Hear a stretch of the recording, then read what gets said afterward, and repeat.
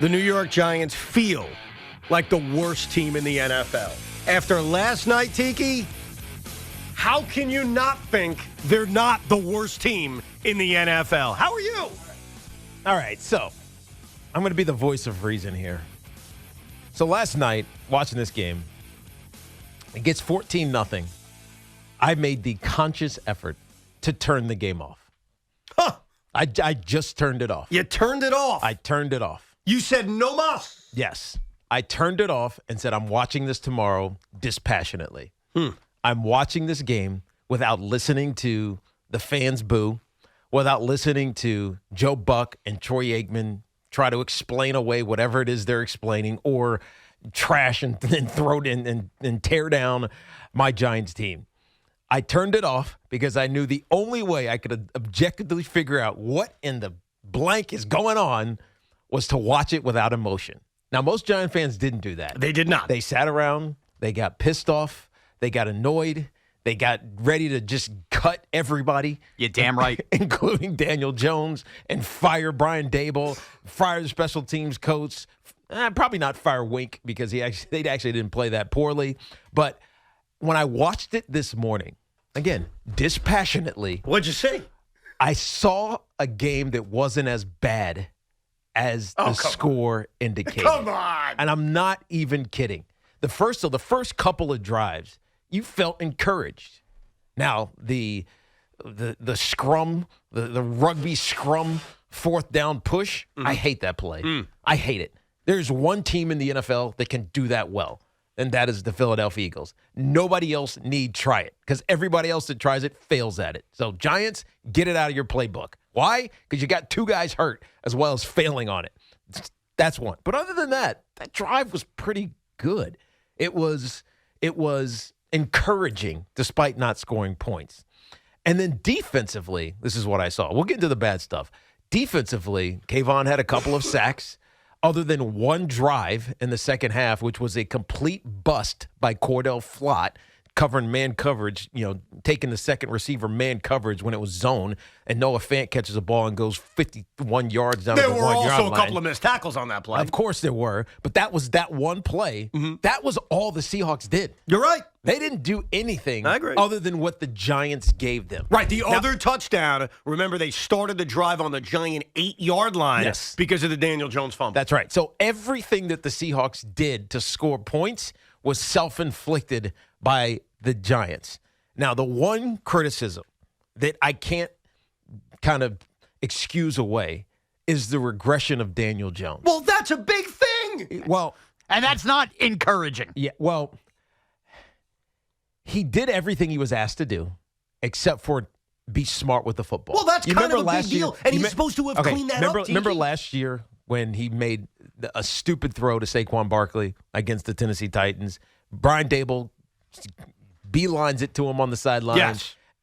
People thought he was cussing at him. He wasn't. He just said, make better decisions. Right. Daniel Jones needs to make better decisions. Because last year, he was the best in the league, tied with Jalen Hurts for lowest turnover rate in the NFL at 1.1%. This year, he's already got 6 interceptions. Now, a couple of them aren't his fault, but that doesn't matter. He's got 6 interceptions this year, and most of them, the 4 that weren't his fault, are bad decisions. So Daniel Jones, as crazy as it sounds, is the one piece that I'm worried most about. Everything else I think is going to fix itself. The offensive line eventually will get healthy. You'll get guys getting more experience or back in their natural positions, and you can help on Evan Neal's side. Those things, they're young. There's 13 games left. We'll figure it out. But I expected to watch this game after seeing the final score and say, man, they just got destroyed. It was really 5 or 6 plays that were the difference in this game. 5 or 6 plays. It sounds like when you listen to everybody who's screaming and yelling and, throwing the Giants under the bus that they just got their asses kicked by the Seattle Seahawks. It was 5 or 6 plays that made the biggest difference in the outcome, the score of this game. And so, am I happy about it? No, of course I'm not happy about it. But am I screaming, saying tear this thing down and get rid of everybody? No, I'm not. Because I think it's Daniel Jones being smarter and other guys just getting better as they get more experience from actually not being that bad. I don't think anybody is saying tear this down to start over yet, But sirens are firing here, Tiki. And those 5 or 6 plays you mentioned are a pretty big 5 or 6 freaking plays. And here's the big problem here. This ain't last year anymore, and I don't mean that in a positive term. I mean in that we already made a decision on Daniel Jones. Now, yes, can they get out of it in 2 years? But that's 2 years from now. Right now, he is like any baby that has had their pacifier taken away, a complete chaotic mess at home. Andrew Thomas was his binky. All these other teams, including last night the Seahawks, who can function without 4 offensive linemen, managed to make throws with people in their face. And Daniel Jones right now feels no pressure. He has no presence, and he's completely regressed. So 4 or 5 plays are fine. Tiki, they just committed to this guy for 2 years. So, yeah, Wan'Dale Robinson might be fine. Kayvon's taking steps that might be fine. It might be, quote-unquote, not all bad. But right now, I have a head coach that seems to be making mind-numbing decisions, seems to not have this team disciplined anymore, a quarterback that just looks like a shell of himself and can't pull the trigger on any throw and has no feel. And he gets sacked 10 times, by the way. A defense So are you blaming it all on him? Some of them. Yeah. The first one, when he sacked a yard short, which, by the way, they came up a yard short, needed the tush push, by the way, if you remember. If he actually just throws the ball away, maybe they already have that yard. That's a sack on him. He doesn't see the pressure coming from the slot, doesn't change protection. When did this game get away from the Giants? When was it over? I mean, it was over on the pick 6. Pick 6 killed it. That's right. With Darren Waller wide open in the end zone, right. and he couldn't get off his first read. Right. So the pick 6 is when the game technically ended. Yeah. They probably didn't have a chance to come back because they can't sustain drives. But they can't do Tiki, anything. we're talking about a defense in Seattle that just allowed Andy Dalton to score 27 points. And, I don't want to hear about injuries. All of these teams are banged up. Yet the Giants seemingly, and their quarterback, who I love, we keep making these excuses. I'm not making excuses for him. He played terrible. Right, but these quarterbacks all overcome injuries, and how come this team and this quarterback can't? I can't stand there and defend him anymore. I'm not trying to defend him. He played terrible. I'm just telling you, it wasn't as bad as it seemed. When I woke up this morning, because I didn't watch it last night, I watched it this morning. All I heard was, this is the worst team I've ever seen. This is the worst team in football. This is dysfunction. You got to fire the offensive coordinator. You got to fire the offensive line coach. You got to fire the special teams coach. You got to get rid of this player, that player, cut this guard, cut this guy. That's all I heard. And when I looked at it, I didn't see that. You had my house mic'd up. I saw bad moments, yes, but it wasn't as bad as I thought it was going to be, right? And maybe this is because I moved the emotion out of it. And by the way, I did that on purpose because I would be like you. If I watched that game and listened to it like everybody listened to it last night, I'd be pissed off. But I also realize you're 5 weeks into the season. There are 13 games, or 4 weeks into the season. There are 13 games left for the New York Giants, and there's still a chance for them to get back on track if they get healthy, if Saquon gets back, if Andrew Thomas gets back, and if Daniel Jones turns back into the player he was a year ago. Now, that's a lot, but I'm not saying I'm encouraged because I'm not, but I don't see it as bad as most people saw it. I just don't. It feels like David Carr on the Texans right now. No, yeah, well, it maybe. feels broken. Maybe. And it doesn't feel like, or maybe it's not all Daniel Jones' fault. It's but not. 5 years of taking a beating behind that offensive line and finally having at least one awesome player on it take it away, he is mentally shell-shocked. And I don't know how he recovers anymore. You know why I think there's this incredible amount of negativity, the world is over, the sky has fallen, is because despite what you're saying about 5 plays changing the game, and if Daniel Jones doesn't throw a pick 6 and instead he sees the open Darren Waller and it's a touchdown and it's 14-10 or 14-11, it's a different game. Yeah. I think right now, if you're a Giant fan after watching 4 football games, you think this team sucks in every aspect. Yeah. You think the quarterback has regressed. You think the offensive line is trash. You think special teams is the worst in football, and it was bad last night. The constant barrage of mindless penalties on special teams was awful. And even though you're right about something, and it's not going to get a lot of attention today because last night was so bad, the defense really only allowed 2 sustained drives against Seattle. Yeah, and one of them was one play. Agreed. But here's why the sense still is the defense sucks despite that. Missed tackles continue to be a problem. You're still relying on young corners that you don't trust. And I still think you look at this defense and say, well, that's not the strength of our team. So I don't think there's any aspect of this team outside of the freaking kicker that you feel good about. And I don't think you even feel good about the head coach right now. Right, so let's sit on the defense for a second. So Kayvon actually did some good things. He did. Both his sacks, he set up I said last week he played like he didn't have a plan. This week he had a plan. Mm-hmm. He set the left tackle up outside, came inside, 2 sacks. They were exactly the same. So he manipulated what he saw, I'm sure, in preparation for this game, and it paid off for him. And he got decent pressure for a lot of this game. Their cornerbacks, you mentioned this at the very beginning of the season, Evan, yes, are very young. And in fact, Trey Hawkins didn't even play in this game. And so Deonte Banks, who got fooled, just got okey-doked by DK Metcalf in the end zone on the first touchdown after the Daniel Jones sack fumble. Do you forgive him for that? I can understand how it happened, right? He thinks he has DK Metcalf covered. DK is probably talking to him. I mean, I'm not even joking. He's probably saying something to him while Geno Smith is rolling to his right, and he fires in that pass, and then he comes off of him and catches it. It was cold-blooded. It was actually, I hated to see it because it was a touchdown against the Giants, but the execution, I applaud what the Seahawks did in order to score that touchdown.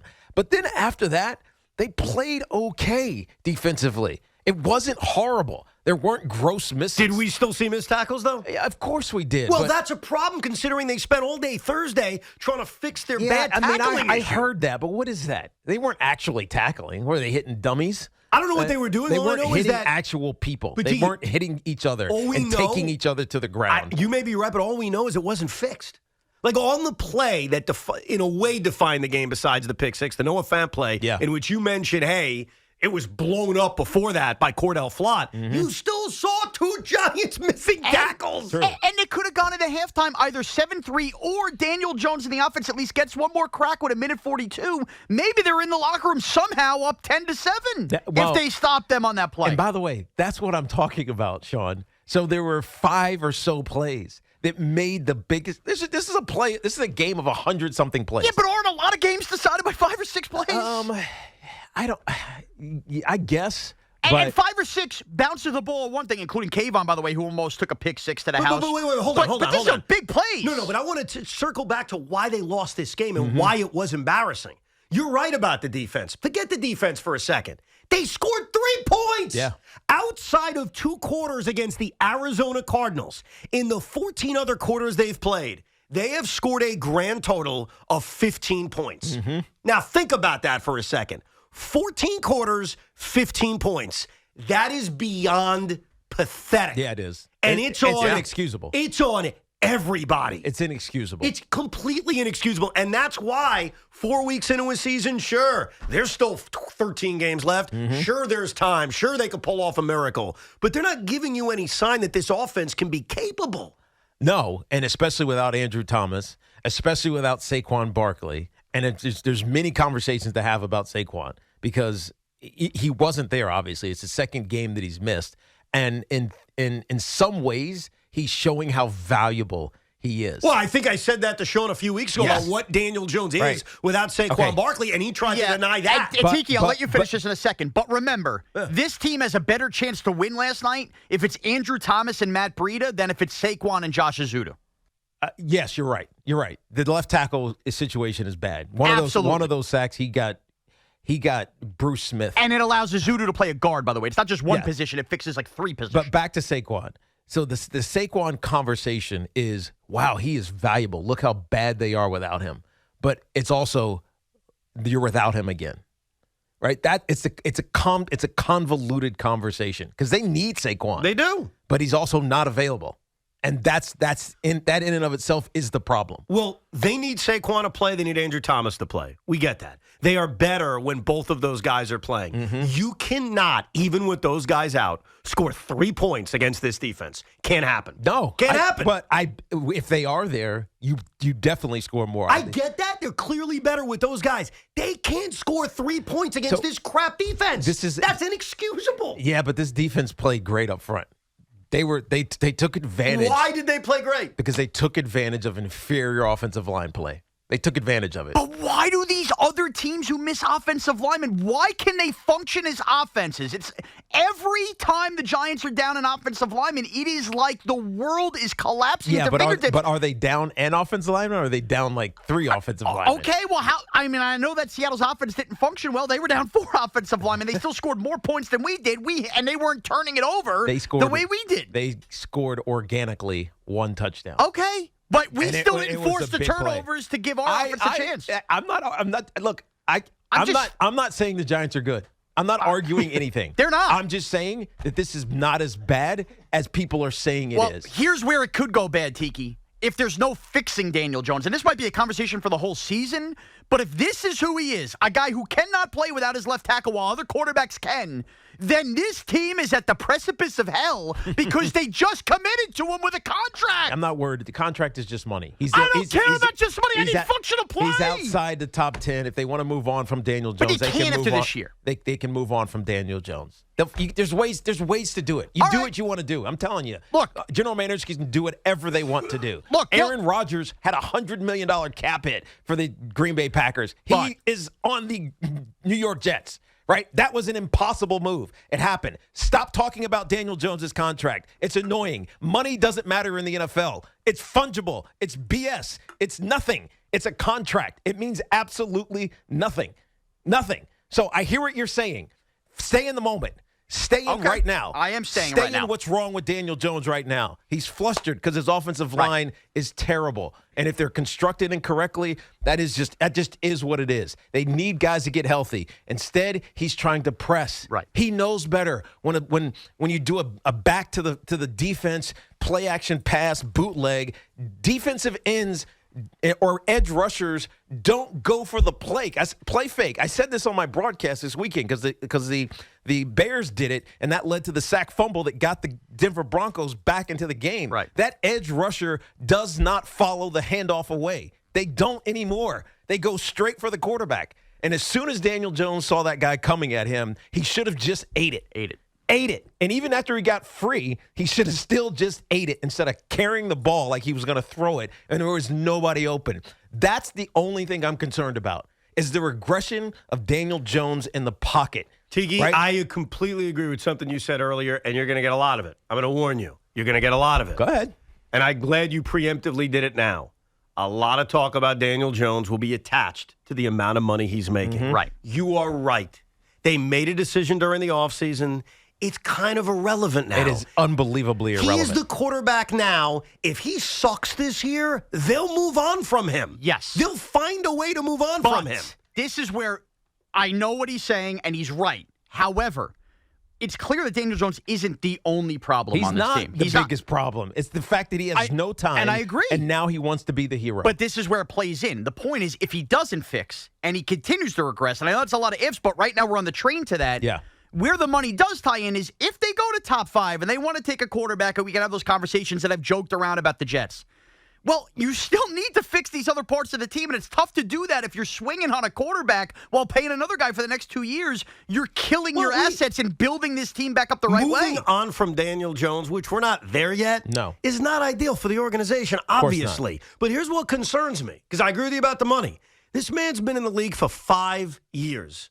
We all assume that Brian Daboll fixed the turnover issue a year ago because, as you said, he did a marvelous job of protecting the football. Yep. The fumbles were down. The interceptions were down. And now in year 5, we're talking about keywords regression. Yeah, it's the same thing. And bad decisions. But they're the same. I agree, but how can that be the case now? Because he's 5 years into his career. Because he's pressing. He wants to be the fix. He wants to be the guy that helps them mitigate and get past all of the injury issues. I can do this. I can do it. I'm going to keep plays alive.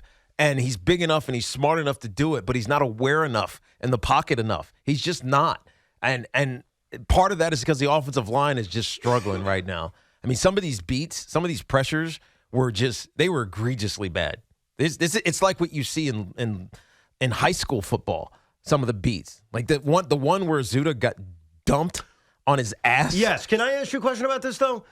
That's embarrassing. I agree with you. And a lot of it is they don't have enough talent on the offensive line. Yes. But back in late August, early September, when I made my case for why I thought they were a 6-win team. And by the way, they don't look like a 6-win team. They look like a 3-win team. So I'm certainly not taking bows. But one of the things I asked, or my concern was, hey, I don't know how good this offensive line is. I love Andrew Thomas. The rest of it's filled with questions. And one thing you insisted to me, and I'm curious why it's not happening, is this coach is so good. This coach will scheme his way into this offensive line actually being better than its parts. But I think, so here's the why thing. has that not happened? Well, I think he's trying to, actually. Like, you're seeing a lot of quick game, a lot of it, right? It feels like every pass is under 10 yards. And, you know, Wan'Dale Robinson, as Shaun mentioned, he was one of the bright spots. Right, he's a pure slot gadget guy. You can run him on reverses. You can run him quick outs. You can do all kinds of things with him, and he's making plays like that. That is a win for them if and when he stays healthy. So he's healthy right now. We saw it. Darren Waller, he should be that guy as well. Quick game because he's a mismatch no matter where you line him up. But the problem is you can't just do quick game because defenses will just sit. They'll say, "All right, I know you're not throwing it over the top of us." So we're just going to sit here and let you throw it to us, which is what happened on the interception. Now, it was in the tight red zone, so there really isn't anywhere for the defense to go. I hated the play call because you do a pivot down there. It's confusing, and then it's a muddled look for the quarterback. He made a bad decision, and Brian Dable let him have it on the sideline, or at least let the tablet have it on the sideline. We'll get to that coming up, too. So, I mean, the only thing that really is worrisome to me is that Daniel Jones is turning into the turnover machine again. And the Giants cannot and will not win if that's the case. We will hear from Giant fans. Has Tiki calmed you down a little bit? Are you going to say, you know what? You're right. It wasn't as bad as I thought last night. Or are you now going to turn your anger away from Daniel Jones and at Tiki Barber himself? Team stinks. Everything stinks.